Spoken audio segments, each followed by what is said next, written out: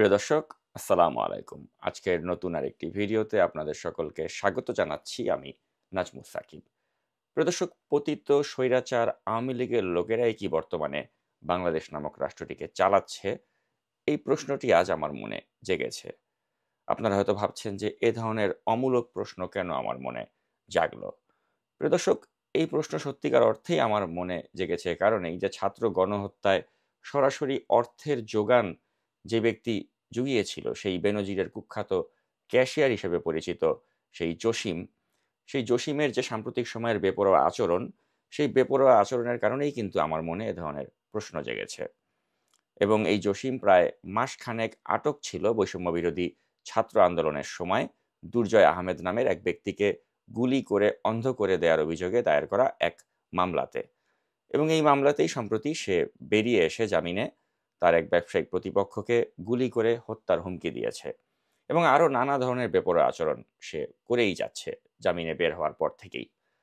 এবং তার যে এই হুমকি ধামকি এ সংক্রান্ত একটি সিসিটিভি ফুটেজ কিন্তু আমার হাতে এসে পৌঁছিয়েছে। প্রিয় দর্শক, চলুন দেখে নেই আওয়ামী লীগের সেই দোসর জসিমের মানুষকে হত্যার হুমকি দেয়া সেই ভিডিও ফুটেজটি।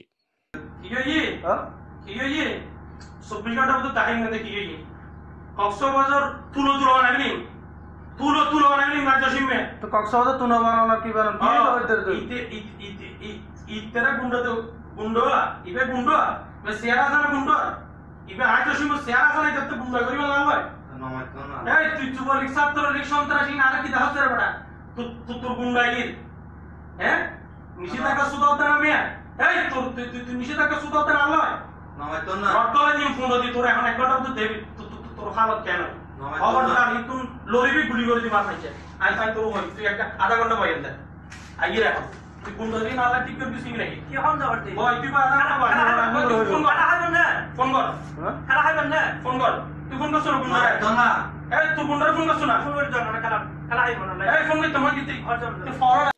তো প্রিয় দর্শক, জসিমের এই ঔদ্ধত্য বা সাহস কোথা থেকে এসেছে সেটাই কিন্তু বড় প্রশ্ন। কারণ আমরা জানি এই জসিম পতিত স্বৈরাচার আওয়ামী লীগের আশীর্বাদ পুষ্ট একজন মানুষ ছিলেন। আওয়ামী লীগের সমর্থন নিয়েই কিন্তু সে চট্টগ্রামের চন্দনাইশ উপজেলা পরিষদ নির্বাচনে অংশ নিয়েছিল এবং নির্বাচনে সে জয়ীও হয়েছিল। এবং বেনজিরের ক্যাশে হিসেবে পরিচিত এই জসিম কিন্তু সাবেক স্বরাষ্ট্রমন্ত্রী আসাদুজ্জামান খান কামাল এবং সাবেক পররাষ্ট্রমন্ত্রী হাসান মাহমুদ সহ আওয়ামী লীগের অনেক যারা নামকরা বা পাওয়ারফুল ব্যক্তিবর্গ ছিল সে সময়ের, তাদের সাথে সে সংশ্লিষ্টতা ছিল। এবং এই সংশ্লিষ্টতাকে কাজে লাগিয়েই কিন্তু সে নানা ধরনের ধান্দাবাজি করতে সক্ষম হয়েছিল। তবে বেনজিরের ক্যাশে হিসেবেই কিন্তু সে মূলত সব বড় বড় ধান্দাগুলোকে বাগিয়ে নিতে পেরেছিল। কারণ ওই সময় বেনজিরের কথার বাইরে কিন্তু অনেক ব্যবসায়ীর পক্ষেই যাওয়া সম্ভব ছিল না।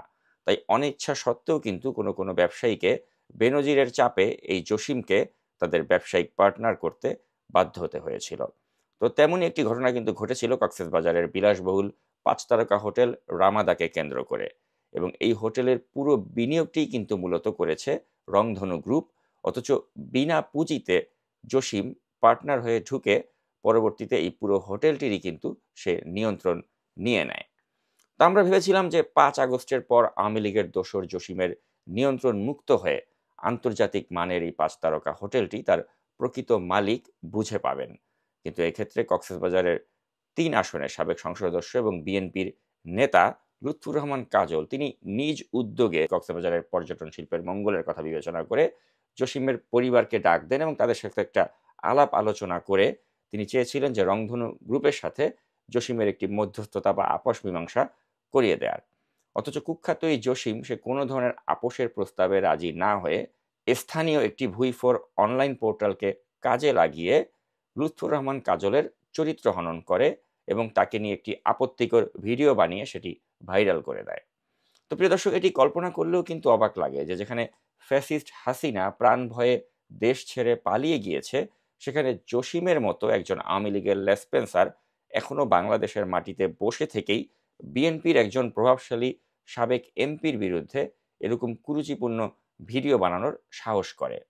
ইতিমধ্যেই জনাব কাজল জসিমের বিরুদ্ধে লিগ্যাল নোটিশ ইস্যু করেছেন এবং তাছাড়া বিএনপির যারা স্থানীয় নেতা রয়েছেন তারা ইতিমধ্যেই কাজলের চরিত্র হননের প্রতিবাদে তারা কিন্তু বিক্ষোভ করেছেন এবং জসিমের বিরুদ্ধে তারা স্লোগানও দিয়েছেন।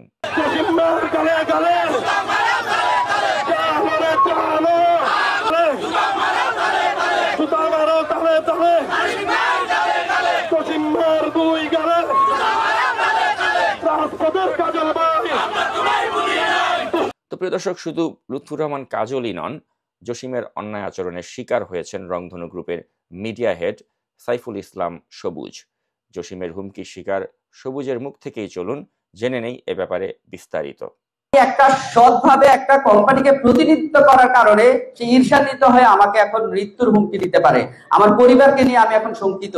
আমি এটা নিয়ে গতকাল এসপি অফিসে গিয়েছি। তো প্রিয় দর্শক, জসিমের হুমকির প্রতিবাদে সবুজ একটি সংবাদ সম্মেলনেরও আয়োজন করেছিলেন, কিন্তু সেখানেও জসিমের ভাড়া করা কিছু সাংবাদিক নামধারী দুর্বৃত্ত সবুজের উপর চড়াও হন এবং সংবাদ সম্মেলনে বিশৃঙ্খলার চেষ্টা করে।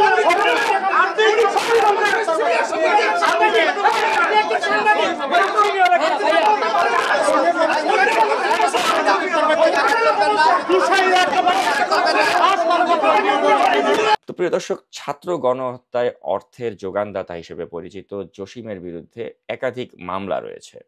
তাছাড়া ব্যবসায়িক প্রতারণার দায়েও কিন্তু তার বিরুদ্ধে একাধিক গ্রেপ্তারি পরোয়ানাও জারি আছে। কিন্তু আমরা দেখতে পাচ্ছি যে এই জসিম জামিনে মুক্ত হওয়ার পর থেকেই একের পর এক হুমকি ধামকি দিয়ে চলেছেন। রামাদা হোটেলের মতো একটি আন্তর্জাতিক মানের 5 স্টার হোটেল অন্যায়ভাবে নিজের কবজায় ধরে রেখেছেন। তো আমরা আসলে অবাক হচ্ছি যে তার এই ঔদ্ধত্যের রহস্য কোথায়।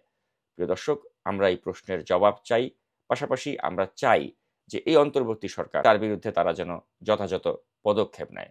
প্রিয় দর্শক, জসিমের দৃষ্টান্তমূলক শাস্তির আবেদন করে শেষ করছি আজকের এই ভিডিও। এতক্ষণ সাথে থাকার জন্য অসংখ্য ধন্যবাদ। আল্লাহ হাফেজ।